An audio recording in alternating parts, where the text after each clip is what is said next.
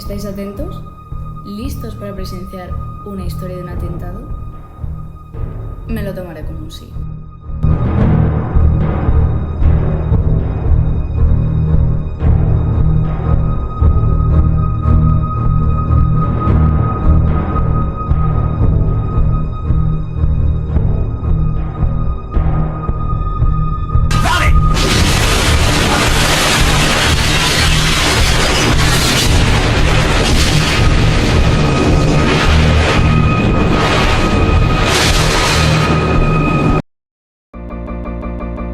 Luis Carrero Blanco nació un 4 de marzo de 1904 en Santoña. Camilo Carrero Gutiérrez y Ángeles Blanco Abascal. Fue a la Escuela Manzanero y a los 15 años ingresó en la Escuela Naval de San Fernando. Ya siendo marino en la Escuela Naval, escaló hasta el rango de almirante. La actividad política de Luis Carrero Blanco comenzó después de la constitución del Consejo Nacional, donde fue nombrado consejero. Ya a mediados de 1940 redactó su primer informe para Franco, donde recomendaba la neutralidad española en la Segunda Guerra Mundial. Tras la primera crisis del régimen, fue nombrado jefe de Estado, mayor y subsecretario de la Presidencia. Esto le permitió tener una vía directa con el jefe de Estado, convirtiéndolo en una especie de secretario político, elaborando muchos informes que inspiraron las importantes decisiones. Después de la guerra, Carrero se convirtió en uno de los máximos colaboradores de Franco, compartiendo su ideología y extrema religiosidad. En la crisis ministerial de 1945 tuvo un papel relevante destacando el nombramiento del ministro Alberto Martín Artajo, pues consiguió convencer a Franco de que le sería de ayuda para sobrevivir.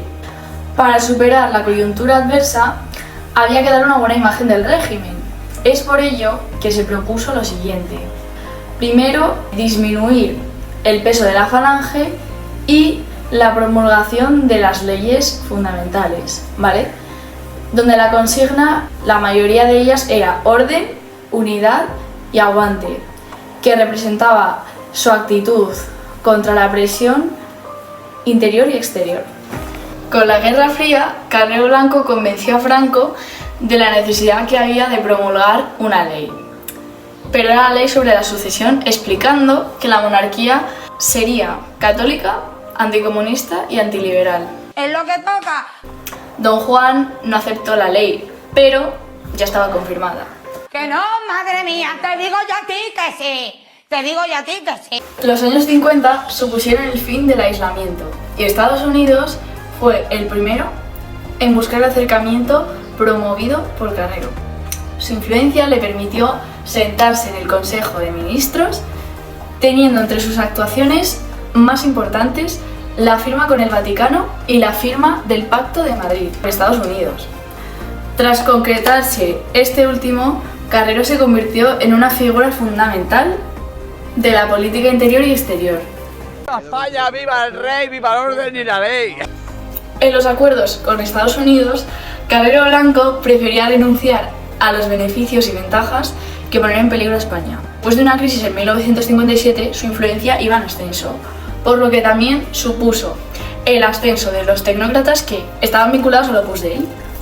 Estos mismos cambiaron la orientación política y económica en España.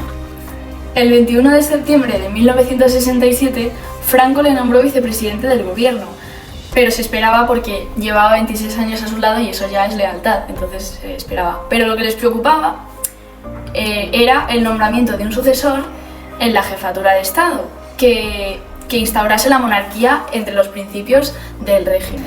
Llegando a la conclusión de que el más idóneo era don Juan Carlos de Borbón, siendo nombrado sucesor en julio de 1969, poco después se produjo un escándalo, que era de corrupción, el caso Matesa, que involucraba a ministros de Economía y otros más. Dado que la salud del general le pasaba ya factura, ¡Que estoy malito! Pobrecito. pues Carrero Blanco empezó a tener más atribuciones, ¿no? Y se había convertido en el jefe de gobierno, pero ya con el título de vicepresidente. Tras la aparición del grupo terrorista ETA y la oposición, que cada vez era mayor, a comienzos de 1972 decidió integrar el Servicio de Control de Documentos a la presidencia del gobierno. con el objetivo de tener más medios que neutralicen la oposición. En junio de 1973, Franco separó jefatura del Estado de la presidencia de gobierno, nombrando a Carrero Blanco presidente de gobierno. Al ser este, sería uno de los últimos pasos importantes del régimen. Para esto, Carrero había recibido un informe del general Iniesta en el que aparecía como objetivo de la organización terrorista, ya que el sistema de seguridad que tenían los políticos en aquellos momentos no era muy bueno, por lo que al final les resultó fácil matar a Carrero por sus sistemáticos hábitos de vida y porque a pesar de su cargo su seguridad no era buena.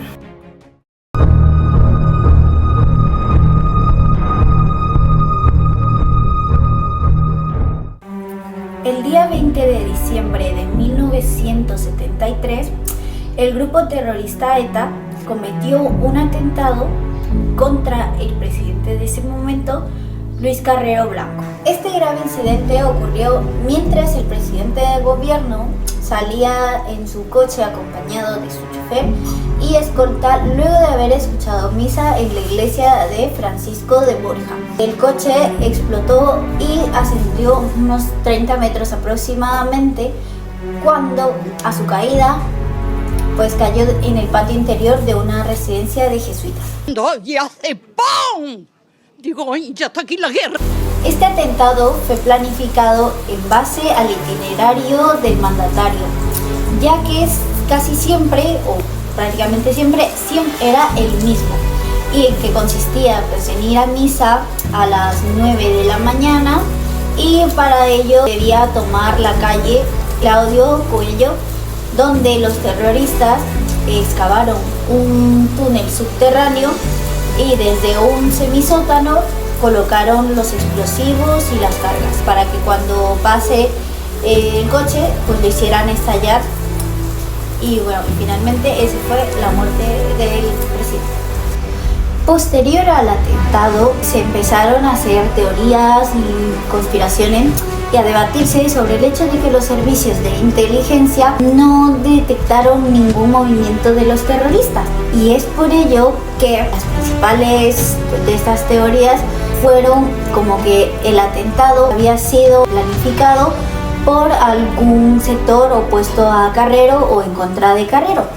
O también otra de las masonadas es que pudo haber sido organizado por Carlos Arias Navarro, quien en ese momento sería el más beneficiado con la muerte o el fallecimiento de Carrero, ya que días después de este incidente fue nombrado su sucesor.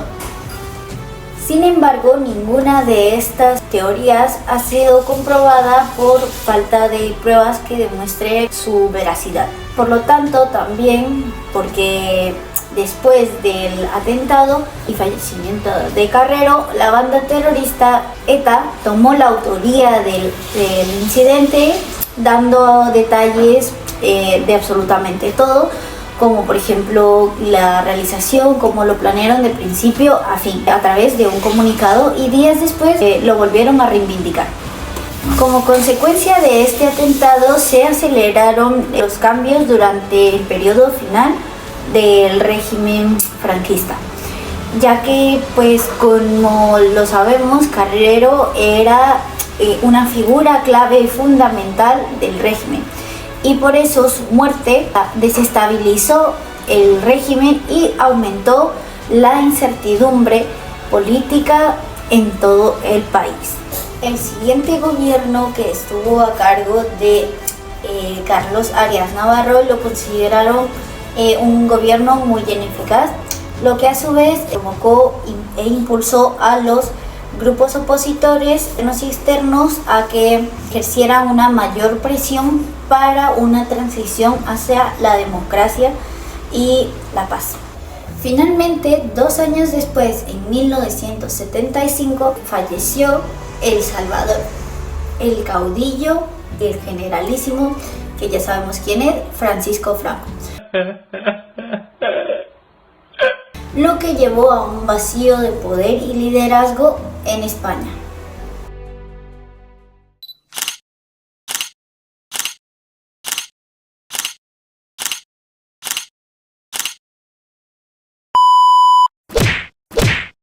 La belleza duele y sobre todo cuesta fuerza, dinero, energía. Selva, Selva, Loreto, Ucayali, Iquitos, Madre de Dios. Madre de Dios. Valentina no quiere natillas. ¿Qué es eso? ¿Te lo pongo en numeritos? Hola. Hola. ¿Qué Venga, a ver tal? ya, seriamente.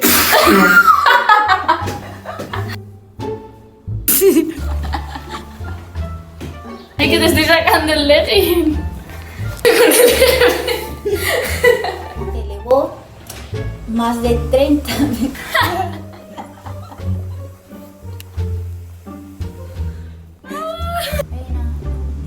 ¿Quién es? Política de Luis Carrero Blanco